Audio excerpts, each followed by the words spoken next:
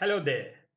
Welcome to video 128 from Sumit Academy. I do hope that you have subscribed to my channel. Do subscribe now so that you do not miss out on my previous or future videos. And do remember to like and share this video too. And if you want to drop in a line, I shall always be available at sumitacademy20@gmail.com. To make your task a little easier, here is a complete list of all videos available on my YouTube channel. The list is divided into the playlists under which they are available. Take a look.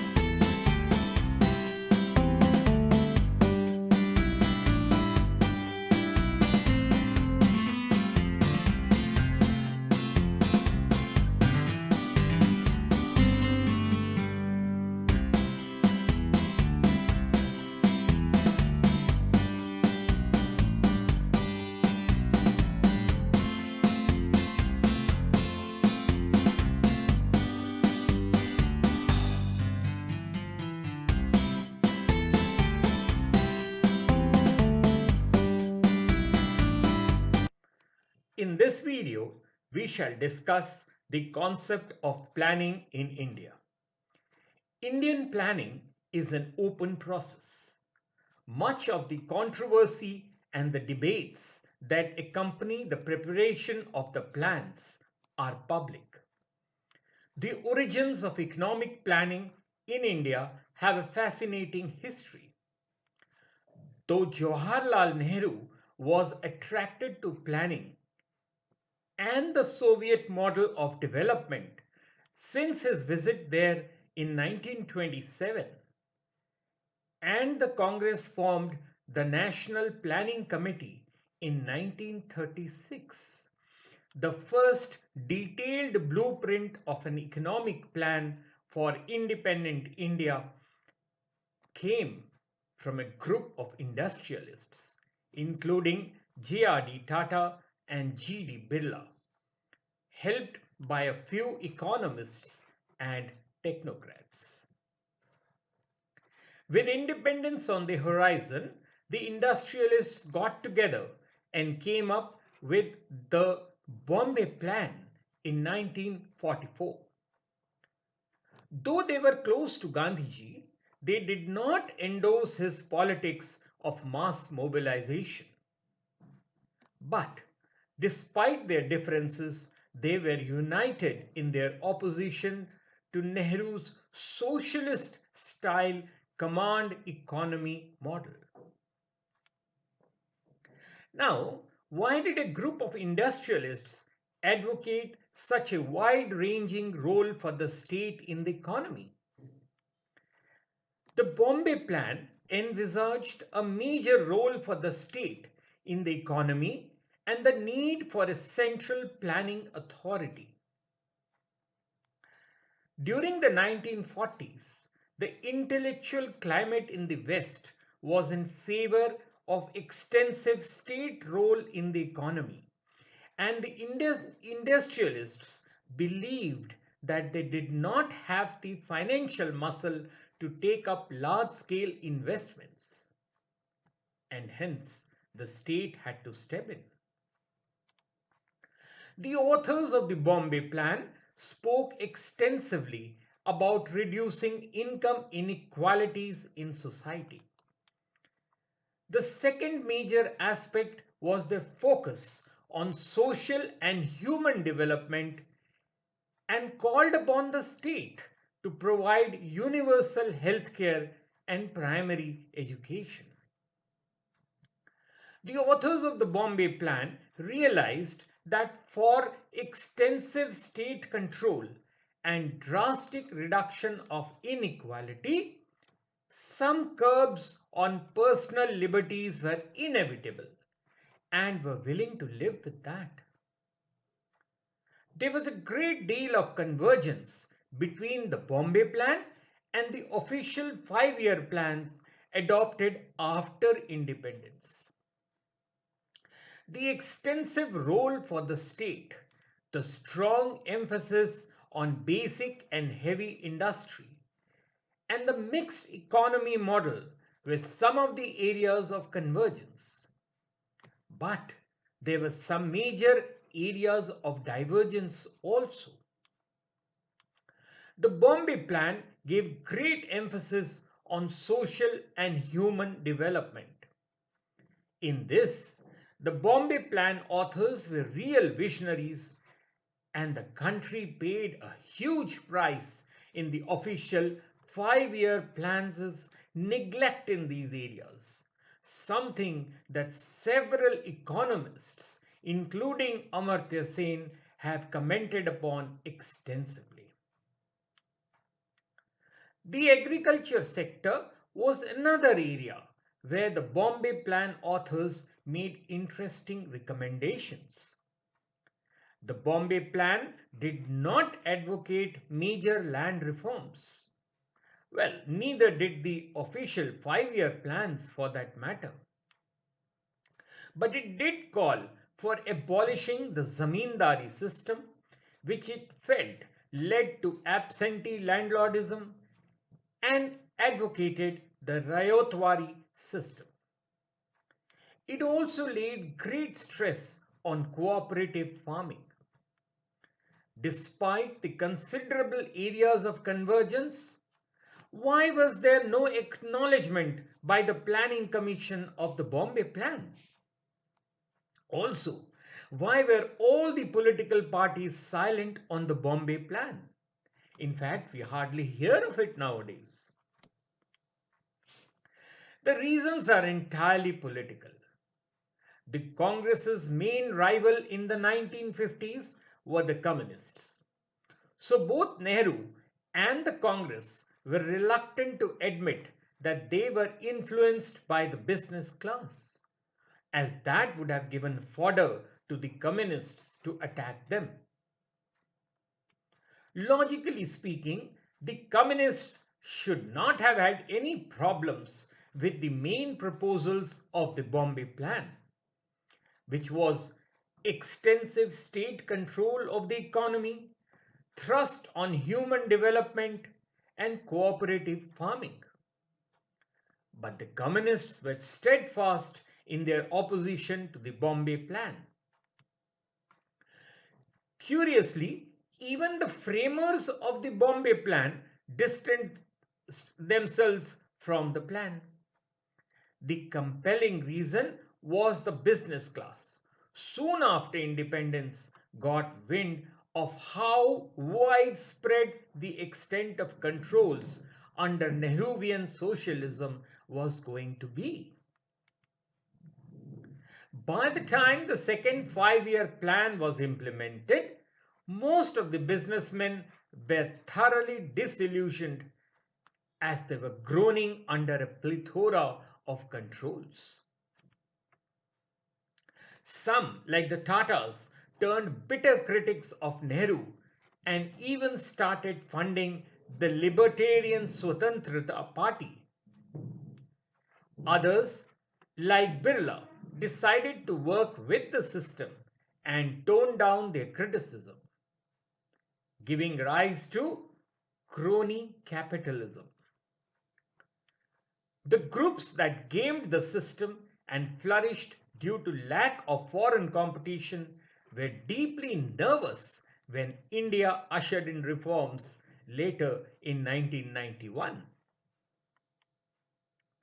If only our official planners had followed the Bombay Plan's proposals on human development,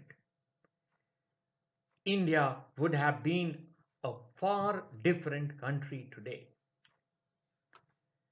At the time of independence, there was deficiency of good entrepreneurs who could use the natural resource endowment of India for economic development.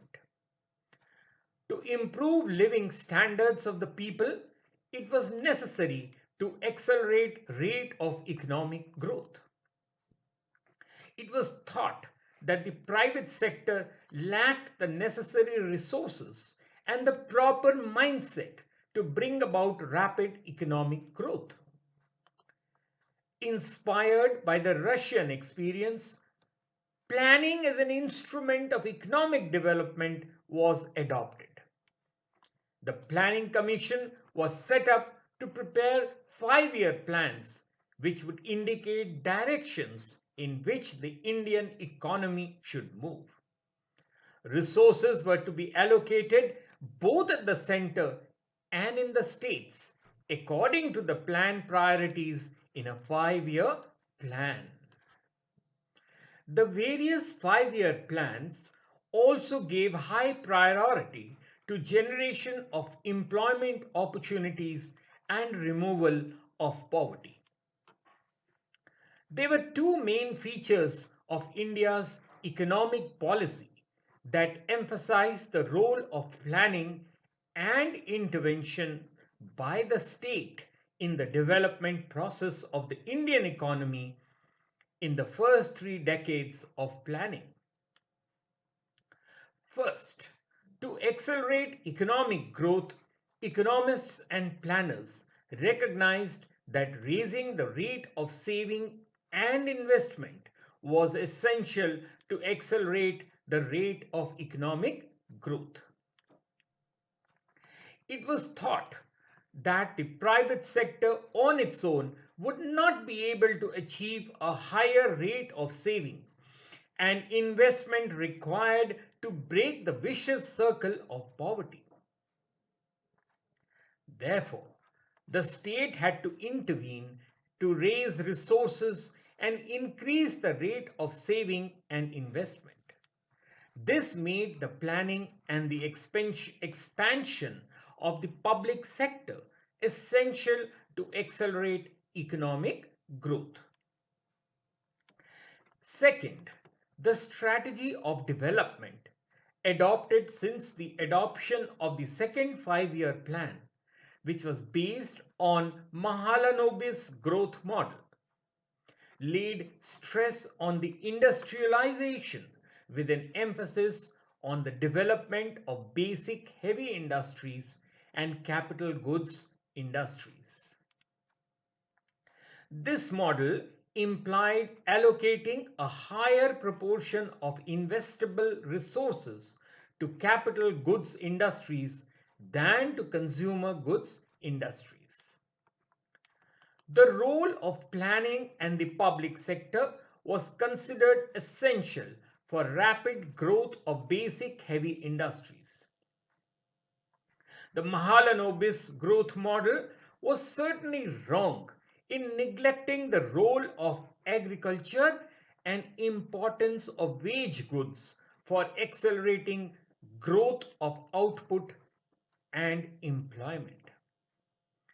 This became evident by the time of the third plan, which laid a relatively greater stress on growth of agriculture to achieve self-reliance.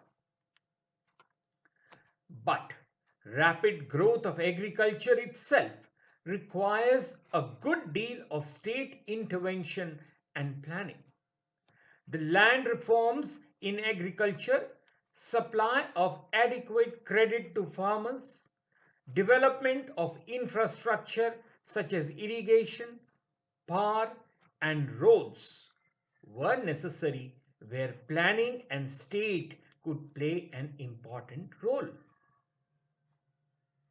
The dominant view in development economics in the 50s and 60s also laid stress on the planning by the state to compensate for market failures.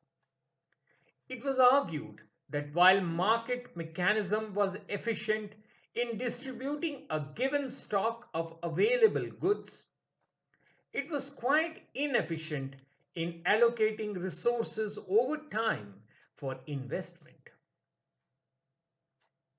This was because of the myopic, the short sighted nature of the private sector, which guided the working of markets. It was therefore asserted that the state and planning could play an important role in allocating resources for investment to bring about rapid economic growth. There is another important aspect of the role of state and planning in the development of the Indian economy, which dominated economic thinking in the pre-reform period. Though the private sector was given an important role to play in the framework of mixed economy, to achieve optimal allocation of resources among different industries according to planned priorities, economic activities in the private sector were required to be regulated by the state. Further, to achieve other objectives of planning, such as restraining the concentration of economic power in a few big business houses, the private sector was subjected to industrial licensing controls. While foreign trade was subject to control because of the strategy of import substitution, industrial production and investment were subject to control because of the need to direct resources according to planned priorities. The other problem which makes role of planning and state intervention important is the need to tackle the problems of poverty and unemployment. Since the beginning of the 70s, the Indian planners realized, especially in the 5th, 6th and 7th 5-year plans, that even if growth rate of GDP was raised to 5 to 6% per annum, it was not possible to make a significant dent on the problems of mass poverty and unemployment prevailing in the Indian economy. Some argued that benefits of economic growth did not trickle down to the poor. Others were of the view that even if the poor get benefits from growth by way of more employment opportunities generated by it, mere economic growth was not enough to eradicate poverty and unemployment. Therefore, role of planning and state was necessary to start and implement special poverty and unemployment schemes such as food for work program and employment guarantee schemes to help the poor and weaker sections of the society. In the second 5-year plan strategy, which continued practically to the fourth plan period, that was 1969 to 74, it was visualized that basic constraints on development was the acute deficiency of physical capital, which was responsible for small productive capacity of the Indian economy. It was further thought that the rate of capital formation depended on the domestic rate of saving, which could be raised by the adoption of proper fiscal and monetary policies. However, Mahalanobis, the author of the second plan's development strategy, asserted that even if domestic rate of saving could be increased, the non-availability of the domestic capacity to produce capital goods would prevent the transformation of these savings into real productive investment. You see, real investment occurs when savings are spent on purchasing capital goods such as machinery and equipment. The alternative to the expansion of domestic capacity to produce capital goods would be importing capital goods to ensure sustained increase in the rate of real investment. Mahalanobis ruled out import of capital goods on grounds of lack of foreign exchange earnings from exports. He argued that if large investment was not made in basic heavy industries producing capital goods, the country would ever remain dependent on foreign countries for the import of steel and capital goods. According to Mahalanobis, productive employment can be created only by increasing the production of capital goods. To quote him, the only way of eliminating unemployment in India is to build up a sufficiently large stock of capital which will enable all unemployed persons being absorbed in productive activity. Increasing the rate of investment is therefore the only fundamental remedy for unemployment in India. Unquote. It was generally believed that industrialization would generate sufficient employment opportunities which would cause surplus labor currently unemployed in agriculture to be shifted to more productive employment in industries. The underlying assumption was that agriculture was subject to diminishing returns and could not absorb unemployed labor productively, whereas industries operated according to increasing returns to scale. Thus, identifying underdevelopment with dependence on agriculture and thinking industrial growth, especially the development of heavy industries, as the core of development underlined the approach and strategy of the second five-year plan. In the second plan, there was a clear shift of priorities from agriculture to industries and within industries to basic heavy industries.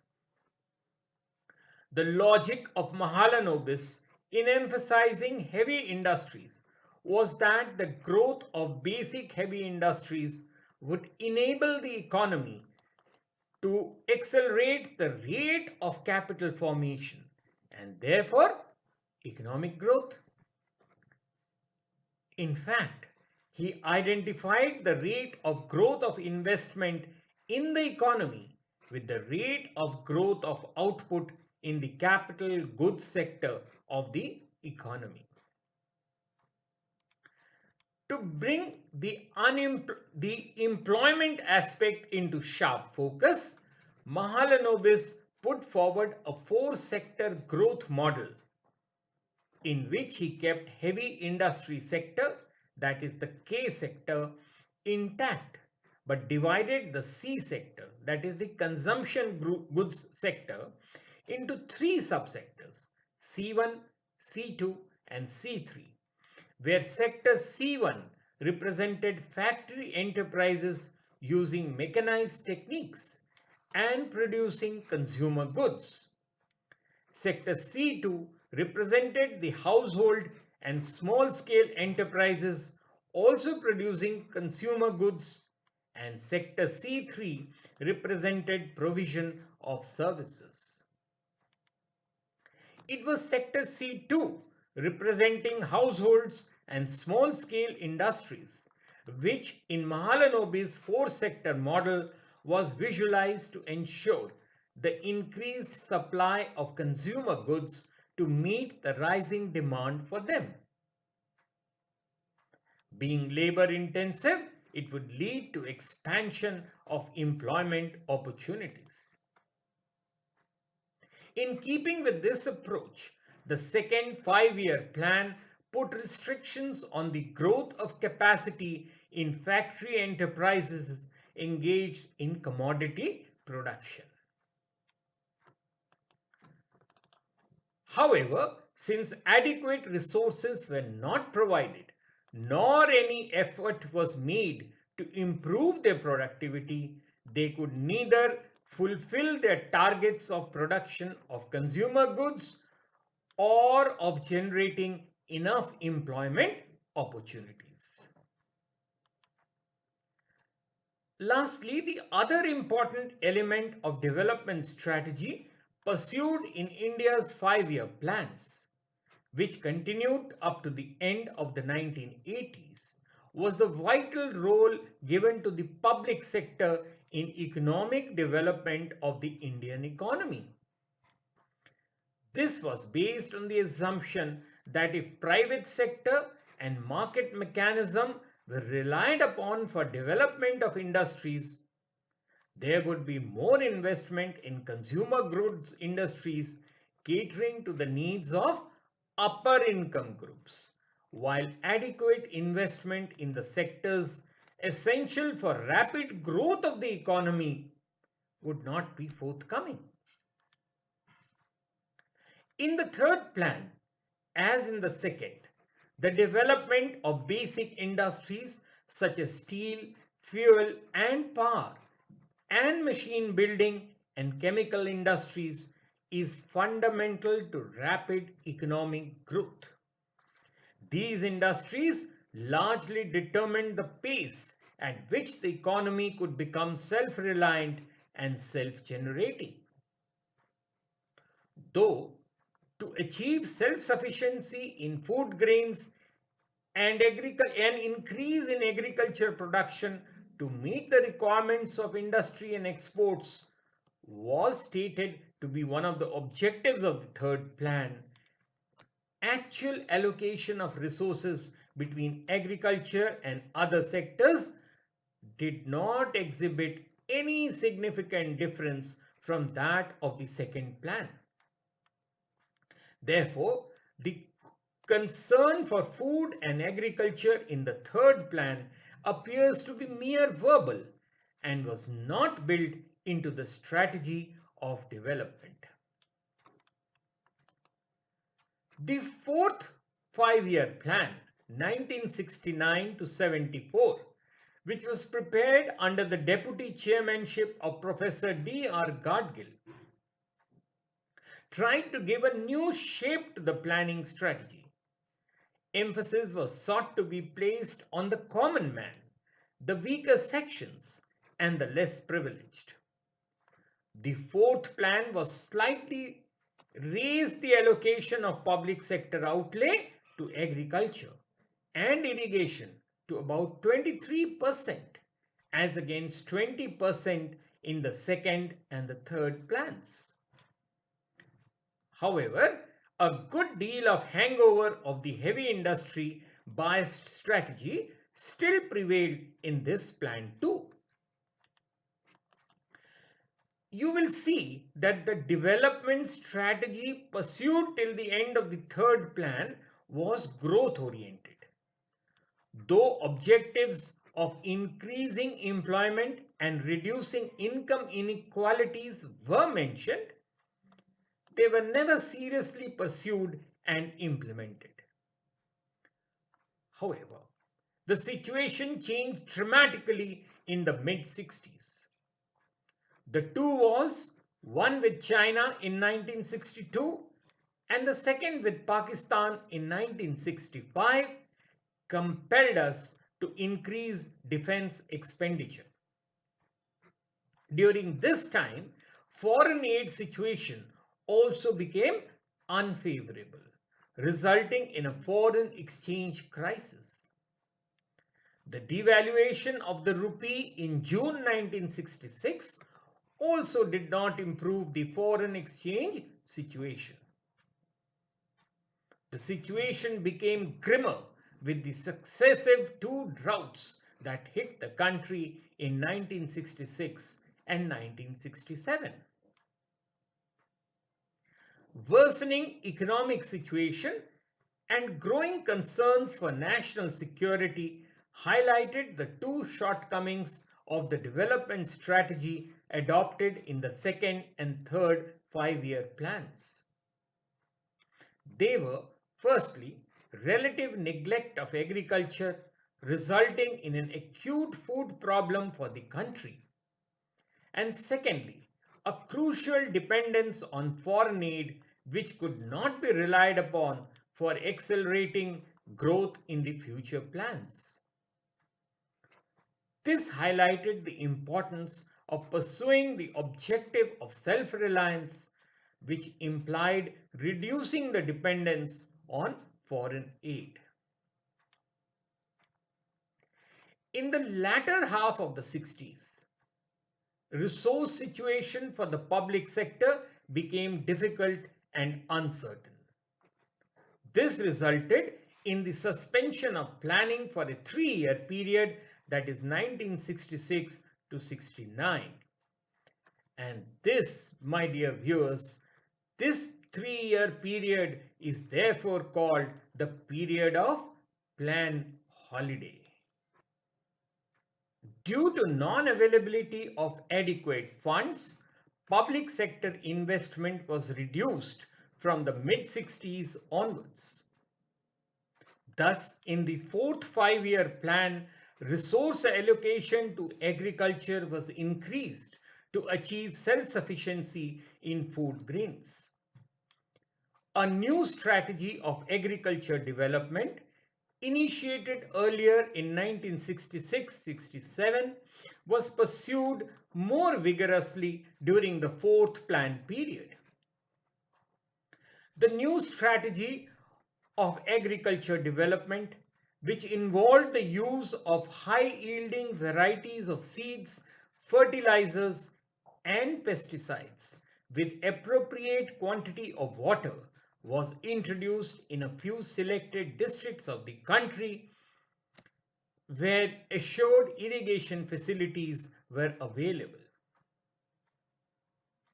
Relatively more importance was now given to export promotion along with the policy of import substitution, which was continued. Though the new agriculture development strategy proved to be successful and production of food grains, especially wheat, grew at a satisfactory rate, the growth scenario remained dim due to slackening of public sector investment. Average growth in net national product (NNP) achieved during the fourth plan was only 3.3% per annum. As a result of the cutback in public investment, problem of deficiency of aggregate demand emerged, which resulted in slowing down of industrial growth during the period 1966 to 1978-79. It is important to note that in the first 4 5-year plans of India, it was never visualized that in the Indian economy level of aggregate demand could possibly be a constraint on the growth process. Let us now move on to the development strategies in the 5th, 6th and 7th plans. In the early 70s, it was realized that growth-oriented development strategy adopted in over 2 decades of plan development, 1951 to 1974, had not succeeded in alleviating poverty. Statistical evidence revealed that about 321 million people lived below the poverty line in 1973-74, and unemployment problem was mounting. At this time, the political situation in the country became uncertain, with the Congress party losing elections in some states. While preparing the fifth five-year plan, it was recognized that trickle-down effect of economic growth on the poor and unemployed was not working. The fifth plan therefore formulated a program of making a direct attack on poverty, which visualized special employment, such as Jawahar Rojgar Yojana, for providing wage employment to the poor, and the Integrated Rural Development Program for providing self-employment to the poor. Except for these anti-poverty schemes, the fifth plan was not much different from the earlier five-year plans. These anti-poverty schemes were merely added to the fifth five-year plan without integrating them with the growth programs. During the period of the fifth plan, 1974 to 79, emergency was declared in the country, and the Prime Minister's 20-point program was given more importance over the implementation of the fifth plan projects and policies. The fifth plan could not be completed, as in March 1977, the Janata government came to power and terminated the fifth plan in March 1978. Now comes the interesting bit. It may be noted that there were two sixth five-year plans. One sixth five-year plan for the period 1978 to 83 was prepared by the Janata government, but it could not be completed as the government collapsed and failed to win the new elections held in December 1979.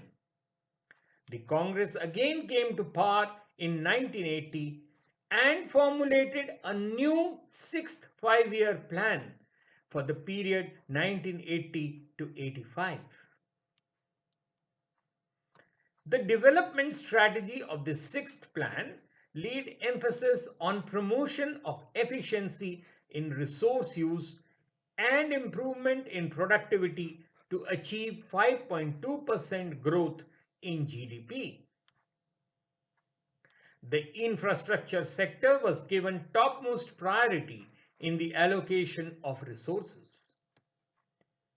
Employment generation and poverty eradication were also given a high priority. Additional employment opportunities for 46 million persons was planned to be generated during the plan period through Integrated Rural Development Scheme, National Rural Employment Program, and Rural Landless Employment Program schemes. The sixth plan aimed at reducing the percentage of people below the poverty line to 30% of the population. The infrastructure sector was given the topmost priority in the development strategy of the sixth plan. Like the earlier plans, agriculture, rural development, and special employment program received allocation of about 13% of the total outlay. The seventh plan's, the 85 to 90 strategy of development, was to improve the utilization of existing productive capacities rather than creating new capacities. It sought to secure more output out of productive assets that had been built up in the previous years. The plan strategy laid emphasis on a direct attack on the problems of poverty and unemployment by providing a greater outlay on special employment schemes rather than relying on the trickle down effect of economic growth. The other important aspect of development strategy of the seventh plan was that it planned for a non-inflationary growth process by laying greater emphasis on the production and supply of mass consumption goods like food grains, edible oils, sugar, cooking fuel, and textiles. Thus, the strategy of development for the seventh plan accorded a higher priority to wage goods. Another important change in the policy regime during the seventh plan period was that process of liberalization was initiated. In the Industrial Policy Resolution of 1986, amendments were made under which licensing procedures were somewhat relaxed and liberalized, and the existing capacities were allowed to be used liberally by diversification through broadbanding. Besides, measures were taken to give a greater role to the private sector in economic development. We now move on to India's economic performance in the first 4 decades, that is 51 to 91, of development planning. The development strategy pursued in the 4 decades of planning has both successes and failures in achieving the objectives and targets. The Indian economy witnessed a profound structural transformation during this period. We became wholly self-sufficient in food grains and most other agriculture commodities. Food production grew at a rate faster than that of the population. As a result of industrial growth during the first 3 decades of Indian industry planning, that is 1950 to 80, we became capable of meeting nearly 100% of our requirement of consumer goods and about 85% of our annual demand for capital goods. The strong base of future industrial growth was laid as a result of significant development of basic and heavy industries. We succeeded in building up a vast reservoir of technical and managerial skills. For 3 decades, 1951 to 81, the average annual growth rate of real GDP was 3.5% against virtual stagnation in real GDP during the first half of the 20th century. However, as compared to international standards, the Indian growth rate in the first 3 decades was quite low. There was a significant deceleration in industrial growth rate from the mid-60s to mid-70s, that is 65 to 76, due to decline in public sector investment. With population growing at the rate of 2.25% per annum, per capita income increased at the rate of about 1.5% per year during the period 51 to 81. However, during the decades of 80s and 90s, growth rate in per capita income accelerated due to higher growth in GDP and also due to decline in growth rate of population. In the first 3 decades of planned development in India, the rate of economic growth was not high enough to make a significant dent on the problem of poverty. The proportion of population with level of consumption below a very modest poverty line fluctuated between 50 and 58% of population during the 50s, 60s and 70s. Thus, economic growth did not have any impact on the poverty problem in India. This is because of not only slow rate of economic growth during this period, but also that benefits of whatever economic growth occurred did not trickle down to the poor. It is only in the 80s and 90s when annual rate of economic growth accelerated to around 5.6% and 6% respectively, and special employment schemes were started on a large scale, that there was a significant decline in the incidence of poverty. Now the question is, what caused this acceleration in growth rate in the late 70s and the 80s? The important factor causing this acceleration in growth rate in the late 70s and early 80s was the increase in public sector investment, which remained sluggish earlier since the mid 1960s. Among other factors bringing about higher growth rate is the liberalization measures of removal of some restrictions and relaxation of licensing procedures by making amendments through industrial policy statements of July 1980 and December 1985.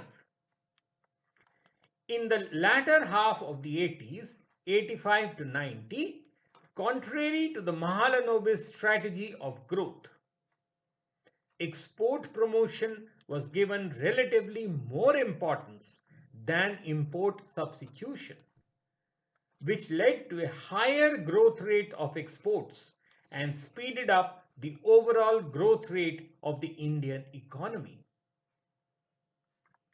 But the higher growth rate achieved in the 80s was not sustainable, as public sector investment was increased by incurring higher doses of deficit financing, leading to higher rates of inflation in the economy, and through commercial borrowing on a large scale from abroad, with significantly raised external public debt.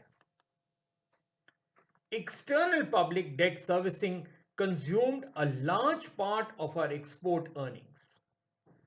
This created a foreign exchange crisis in 1990-91, which brought India to the brink of default. After the war with Pakistan in 1965 on the Kashmir issue, and then in 1971 on the Bangladesh issue, India could not get much foreign aid. As a result, capital inflow during this period declined, which also accounted for low rate of capital formation. Many economists now hold Mahalanobis strategy, with its emphasis on basic, heavy and capital good industries and import substitution industrialization, responsible for lower growth rate of GDP and the incidence of poverty. Indian economic performance under this development strategy was poor. For 3 decades until 1980-81, the average annual rate of growth of real GDP was 3.75%. With the population growing at nearly 2.25% a year, income per head grew at about 1.50% only.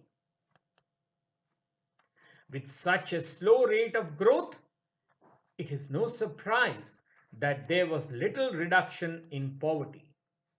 The proportion of population with consumption below a very modest poverty line fluctuated at around an average of more than 50%. The economy was insulated from world markets.